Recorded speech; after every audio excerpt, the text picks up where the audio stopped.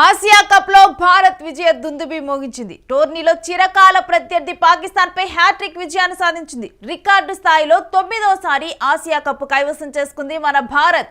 Hyderabadi Tilak Varma super innings తో చిరస్మరణీయ విజయాన్ని సాధించింది. మ్యాచ్ చూసిన వాళ్ళందరికీ డెఫినెట్ గా కూడా ఇది అర్థమైపోతుంది. నిన్న జరిగిన మ్యాచ్ లో తిలక్ వర్మ ప్లే చేసిన రోల్ చాలా కీ రోల్ అని చెప్పాలి. తిలక్ వర్మ ఒక రకంగా మ్యాచ్ను ముందుకు తీసుకొని వచ్చాడు. అప్పటికి వికెట్లు పడిపోయి కొంత బాధలో ఉన్నటువంటి ఇండియన్స్కి తిలక్ వర్మ, హైదరాబాదీ తిలక్ వర్మ ఒక్కసారిగా కూడా జోష్ నింపాడు. ఆసియా కప్లో తనదైన పాత్రను పోషించాడు తిలక్ వర్మ. ఈ విషయంలో మాత్రం తిలక్ వర్మను పొగడకుండానైతే ఏ భారతీయుడు కూడా ఉండలేరు. ఆసియా కప్లో భారత్ విజయ దుందుబి మోగించింది. చిరకాల ప్రత్యర్థి పాకిస్తాన్ను పాతరేస్తూ ఫైనల్లో అద్దరగొట్టింది. టోర్నీలో ముచ్చటగా 3వసారి దాయాదిని మట్టి కనిపించిన టీమిండియా దుబాయ్ నడిగడ్డపై మువ్వన్నెల పతాకాన్ని రెపరెపలాడించింది. పహల్గాం ఉగ్రదాడిలో ఇరు దేశాల మధ్య పచ్చగడ్డి వేస్తే భగ్గుమంటున్న పరిస్థితిలో భారత్ తమ సత్తా ఏంటో చూపింది. సమిష్టి ప్రదర్శనలతో కదం తొక్కుతూ పాక్ని ఓడించింది టీమిండియా. రికార్డు స్థాయిలో 9వ ఆసియా కప్ను సగర్వంగా ముద్దాడింది. తన స్పిన్ మాయాజాలంతో కుల్దీప్ పాక్ నడ్డి విరిస్తే ఇక లక్ష్య ఛేదనలో హైదరాబాదీ తిలక్ వర్మ సూపర్ ఇన్నింగ్స్తో భారత్కు చిరస్మరణీయమైన విజయాన్ని కట్టబెట్టాడు.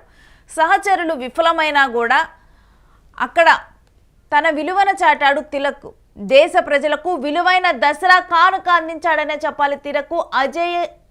అజేయ అర్ధ సెంచరీతో కూడా కదం దొక్కి ఆపరేషన్ తిలక్తో భారత్కి విజయ తిలకాన్ని దిద్దాడు. మరోవైపు ఆసియా కప్ ఫైనల్లో పలు నాటకీయ పరిణామాలు కూడా జరిగాయి. ఇరు దేశాలు ఉద్రిక్త పరిస్థితుల నేపథ్యంలో ఇప్పటికే ప్లేయర్ల కరచాలనంతో చర్చ చెలరేగగా తాజాగా ట్రోఫీ ప్రధాన కార్యక్రమం మరింత నిప్పురాజేసింది. తుదిపోరు దాదాపు 12 గంటలకు పూర్తి కాగా ఇక గంటకు పైగా కూడా వేచి చూడాల్సి వచ్చింది. అసలు ఏం జరుగుతుందో అర్థం కాక కూడా అభిమానులు ట్రోఫీ ఎప్పుడు ఇస్తారా అని కూడా ఎదురు చూశారు. మరోవైపు స్టేడియంలో ఉన్న ప్రేక్షకులు తమ అభిమాన జట్టు ట్రోఫీ అందుకునే సందర్భంగా అలానే ఉండిపోయారు. అయితే ఆసియా క్రికెట్ కౌన్సిల్ అంటే ఏసీసీ అధ్యక్షుడిగా ఉన్న మొహసిన్ నఖ్వీ చేతుల మీదుగా ట్రోఫీ తీసుకునేందుకు టీమిండియా ససేమిరా అన్నట్లు అర్థమవుతుంది. దీనికి తోడు ఓడిన నైరాశ్యంలో ఉన్న పాక్ టీము డ్రెస్సింగ్ రూమ్ నుంచి బయటకు వచ్చేందుకు నాటకాలు ఆడింది. ఇక దీంతో కామెంటరీ ప్యానెల్లో ఉన్న రవిశాస్త్రి, వసీం అక్రమ్, మంజ్రేకర్ ముగింపు కార్యక్రమ నిర్వహణపై తీవ్ర ఆగ్రహాన్ని వ్యక్తం చేశారు. సుదీర్ఘ నిరీక్షణ తర్వాత మొదలైన కార్యక్రమం అసలు ట్రోఫీ ఇవ్వకుండానే ముగియటం కూడా కొత్త వివాదానికి దారితీసింది. మ్యాన్ ఆఫ్ ద మ్యాచ్గా తిలక్, మ్యాన్ ఆఫ్ ది సిరీస్గా అభిషేక్ వర్మ నిలువగా పాక్ ప్లేయర్లు రన్నరప్ చెక్ అందుకున్నారు. ఇక అయితే చెక్ని పాక్ కెప్టెన్ సల్మాన్ ఆగా స్టేజ్ మీద విసిరేయటం లైవ్లో కనిపించింది. మొత్తంగా నఖ్వీ చేతుల మీదుగా భారత్ ట్రోఫీ తీసుకోకుండానే ఈ కార్యక్రమం ముగిసింది. ఇక ఈ అంశం మీద మరి నిన్న జరిగిన మ్యాచ్ తీరు, ఆ తర్వాత చోటు చేసుకున్న నాటకీయ పరిణామాలు, దీని గురించి ముందలే అంటే మన నిన్న యూటీవీలో మాట్లాడటం జరిగింది స్పోర్ట్స్ అనలిస్ట్ వెంకట్ గారితో. ఇప్పటికే కూడా నఖ్వీ చేతుల మీద తీసుకోవటానికి ఇష్టపడటం లేదు. ఈ కప్పు తర్వాత అసలు ఏం జరుగుతుంది అన్నది కూడా దీని మీద ఒక ఆసక్తి నెలకొని ఉంది. అయితే ఇప్పటికీ ఏం జరిగిందో కూడా మనందరికీ తెలిసిపోయింది. ఒకసారి దీని గురించి మాట్లాడదాము. స్పోర్ట్స్ అనలిస్ట్ వెంకట్ గారితో మాట్లాడదాం. హలో వెంకట్ గారు. హలో అండి. అయితే నిన్న మ్యాచ్ అంతా ఒక ఎత్తు, మ్యాచ్ తర్వాత మరొక ఎత్తు. ఫస్ట్ మ్యాచ్ గురించి మాట్లాడదాం, తర్వాత జరిగిన ఆ నాటకీయ పరిణామాలు కూడా మనం మాట్లాడదాము. సో నిన్న మ్యాచ్ గురించి అసలు మీ అనాలిసిస్ ఏంటండి? ఖచ్చితంగా ముందుగా మనం అంచనా వేసినట్టుగానే నిన్న సాయంత్రం మనం దీని గురించి కొంత అనాలిసిస్ చేసాము. ఎవరు గెలుస్తారు, విజయ అవకాశాలు ఎవరికి ఎక్కువగా ఉన్నాయి, ఎవరు ఖచ్చితంగా మ్యాచ్ లో కీలకంగా మారతారనే అంశాలకు సంబంధించి మనం మాట్లాడుకున్నాం. ఖచ్చితంగా మన అంచనాలకు తగ్గట్టుగానే భారత్ రాణించింది. ముఖ్యంగా పాకిస్తాన్ ను కట్టడి చేసే విషయంలో బౌలింగ్ యూనిట్ అత్యంత కీలకంగా ఉంటుంది. అలాగే అందులో కుల్దీప్ యాదవ్ అలాగే వరుణ్ చక్రవర్తి కీలకంగా మారతారు అనుకున్నాము. వాళ్ళిద్దరూ ఖచ్చితంగా పాకిస్తాన్ కు చుక్కలు చూపించారు. దీనితో భారీ స్కోర్ చేస్తుంది అనుకున్నటువంటి పాకిస్తాన్ ఏమాత్రం కూడా దూకుడుగా ఆడలేకపోయింది. తొలి వికెట్ 84 పరుగుల వద్ద కోల్పోయినటువంటి పాకిస్తాన్ ఆ తర్వాత కనీసం 60-70 పరుగులు కూడా చేయలేక నానావస్థలు పడిందనే చెప్పుకోవాలి. ఇదే సమయంలో భారత ఆటగాళ్లు అత్యంత పగడ్బందీగా ఫీల్డింగ్ చేయటమే కాకుండా బౌలింగ్ విషయంలో మాత్రం ఖచ్చితంగా పాకిస్తాన్ ఒక రకంగా ఖచ్చితంగా ఒత్తిడిలోకి నెట్టారనే చెప్పుకోవాలి. ముఖ్యంగా ఇక్కడ హైదరాబాద్ తిలక్ పేరును మాత్రం ప్రస్తావించకుండా ఎవరు ఉండలేకపోతున్నారు ఈ మ్యాచ్ చూసిన తర్వాత.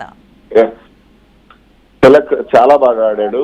ఎందుకనంటే తిలక్ ఆడిన విధానం కూడా ఒత్తిడిలో ఆడాడు. మామూలుగా అంతకు ముందు అతను ఆడింది కూడా అతను సెంచరీలు చేసినా సరే అతను కేవలం మామూలుగా కొన్ని కీలక సందర్భాల్లో అంటే ఫస్ట్ ఇన్నింగ్స్ లోనే అతను సెంచరీ చేసిన సందర్భాలు ఉన్నాయి. కానీ ఈ మ్యాచ్ విషయానికి వస్తే మాత్రం అతను ఖచ్చితంగా ఒత్తిడిలోనే ఆడాడు. సంజు శాంసన్ తో కలిసి తర్వాత శివం దూబేతో కలిసి అతను ఇన్నింగ్స్ నిర్మించిన విధానం మాత్రం చాలా అద్భుతంగా ఉందని చెప్పుకోవాలి. ఎందుకనంటే ఓపెనర్లు అభిషేక్ శర్మ, శుభ్మన్ గిల్ వీళ్ళిద్దరూ కీలకంగా మారుతారనుకున్నాం. కానీ వీళ్ళిద్దరూ కలిపి కేవలం 17 పరుగులే చేశారు. ఆ తర్వాత కెప్టెన్ సూర్యకుమార్ యాదవ్ మరోసారి ఫెయిల్ అయ్యాడు.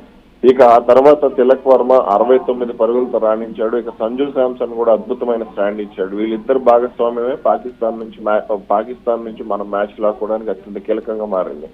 ఇక శివం దూబే కూడా అద్భుతంగా ఆడాడు. కీలక సమయాల్లో 4లు 6లతో 2 4లు 2 6లు కొట్టాడు. అది కూడా అత్యంత కీలకమైన ఇన్నింగ్స్. 33 పరుగులు అతను చేసింది. తర్వాత ఇక రింకు సింగ్ నాట్అవుట్ గా నిలిచి కేవలం ఒక 4 పరుగులు మాత్రమే చేసినా సరే తిలక్ వర్మ ఇన్నింగ్స్ అనేది ఈ మ్యాచ్ లో ఖచ్చితంగా హైలైట్ గా నిలిచిందని చెప్పుకోవాలి. అంటే ఈ మ్యాచ్ లో హైలైట్ లేకపోతే పీక్ మూమెంట్ అని కనుక చెప్పుకుంటే తిలక్ వర్మ ఆట తీరే అని చెప్పుకోవాలి అంతేనా? లేకపోతే ఇంకేదన్నా హై మూమెంట్స్ అసలు ఈ గేమ్ లో ఒకసారి కనుక నిన్న జరిగిన మ్యాచ్ లో మనం హై మూమెంట్స్ అంటే మొదట్లో 3 వికెట్లు పడిపోయినప్పుడు కూడా కొంత నిరాశకు గురయ్యాము. ఆ తర్వాత మ్యాచ్ ముందరకు వచ్చింది. సో ఇలా మనం డిస్కస్ చేసుకుంటే పాయింట్ టు పాయింట్ ఒకసారి నిన్న టీమిండియా ప్రదర్శన, పాక్ మన చేతిలో ఓడిపోయిన తీరు ఒకసారి. పాకిస్తాన్ ఖచ్చితంగా నిన్న భారీ స్కోర్ చేద్దామన్న ఉద్దేశంతోనే బరిలోకి దిగింది. కానీ ఆ ఒత్తిడిని తట్టుకునే విషయంలో మాత్రం ఇతర ఆటగాళ్ళు ఖచ్చితంగా ఫెయిల్ అయ్యారని చెప్పుకోవాలి. అసలు ఒక్కసారి వాళ్ళ స్కోర్ బోర్డు చూస్తే మనకి ఈ విషయం క్లియర్ గా అర్థమైపోతుంది. ఓపెనర్ ఫర్హాన్ పాకిస్తాన్ కు భారీ స్కోర్ ఇచ్చేందుకు తీవ్రంగా కష్టపడ్డాడు. ఆ తర్వాత ఫాకర్ జమాన్ కూడా భారీగా ఆడే ప్రయత్నం చేశాడు. కానీ వీళ్ళిద్దరిని కట్టడి చేసే విషయంలో స్పిన్ బౌలింగ్ ను అత్యంత వ్యూహాత్మకంగా అత్యంత చాకచక్యంగా బరిలోకి తెచ్చడం జరిగింది కెప్టెన్ సూర్యకుమార్ యాదవ్. ఇది ఖచ్చితంగా ఫలించిందనే చెప్పుకోవాలి.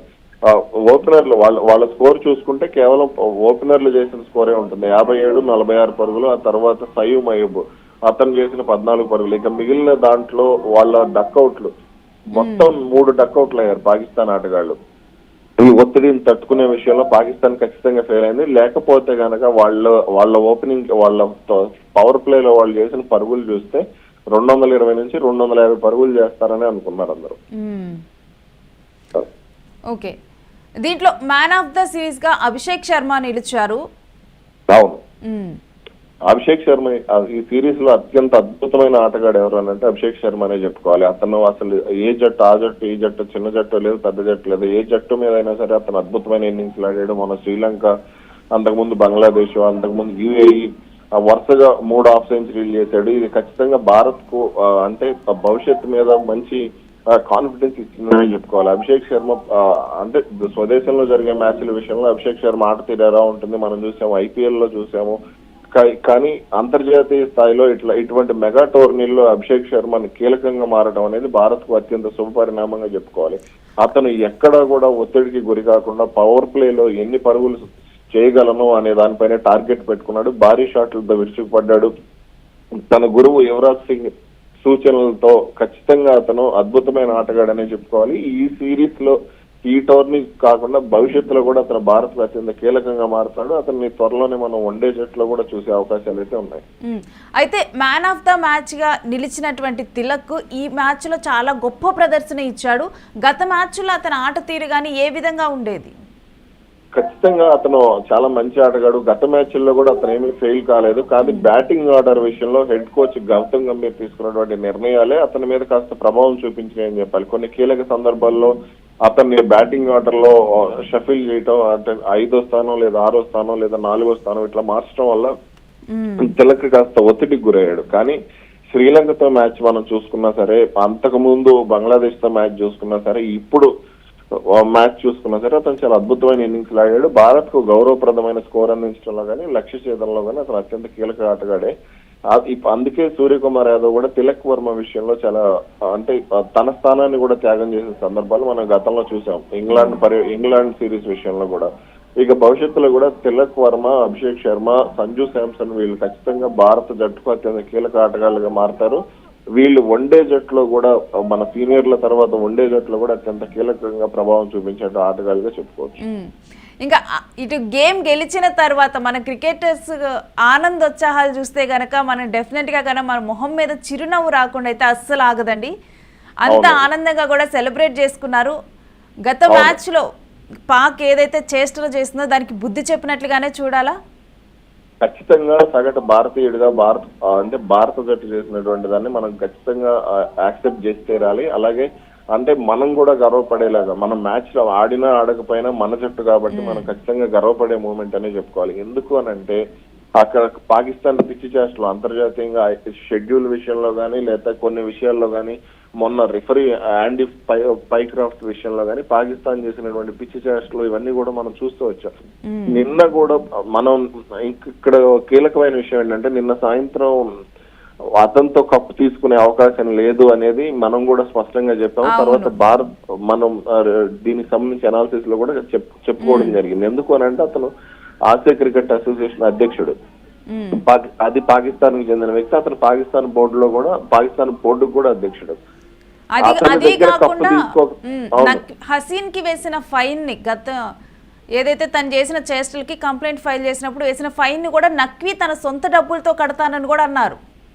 అవును, ఎగ్జాక్ట్లీ. అదే ఇవన్నీ కూడా పిచ్చి చేష్టలు. వాళ్ళు చేసింది తప్పైనా సరే మా వాళ్ళు చేసింది కరెక్ట్ అని పాకిస్తాన్ క్రికెట్ బోర్డు కూడా ఎప్పటి నుంచో వాదిస్తూ వస్తుంది. మాజీ ఆటగాళ్ళు కానీ అలాగే ప్రస్తుత ఆటగాళ్ళు కానీ వీళ్ళందరూ కూడా అంటే మెచ్యూరిటీ లెవెల్స్ అనేది అంతర్జాతీయ క్రికెట్ లో ఆడినప్పుడు మెచ్యూరిటిటీ లెవెల్స్ అనేది కీలకంగా మారుతాయి.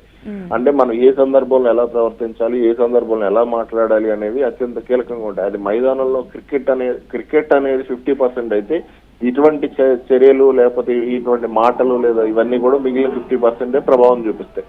కాబట్టి ఈ విషయంలో పాకిస్తాన్ కనీస అవగాహన లేకుండా వాళ్ళ సహజ తీరుని బయట పెట్టిందనే చెప్పుకోవాలి. ఈ విషయంలో భారత్ మాత్రం నిన్న వాళ్ళ చేతుల మీదుగా కప్పు తీసుకోవడాన్ని ఏమాత్రం ఇష్టపడలేదు. మైదానంలో సూర్యకుమార్ యాదవ్ కూడా మనకి మ్యాచ్ తర్వాత అభిషేక్ శర్మతో కలిసి మీడియా సమావేశానికి వచ్చినప్పుడు కూడా అదే చెప్పాడు. మేము మైదానంలోనే అనుకున్నాము, వాళ్ళ దగ్గర అసలు కప్పు తీసుకోవద్దు వాళ్ళ చేతుల మీద కానీ. ఖచ్చితంగా ఒక భారతీయుడిగా మనం గర్వపడాల్సిన మూమెంట్ అది. అలాగే పాకిస్తాన్ కూడా కాస్త డ్రామాలు ఆడింది. అంటే తెలుసు ముందే మనం కప్పు తీసుకోమని వాళ్ళకి తెలుసు, అందుకే వాళ్ళు డ్రెస్సింగ్ రూమ్ నుంచి బయటకు రాలేదని చెప్పుకోవాలి.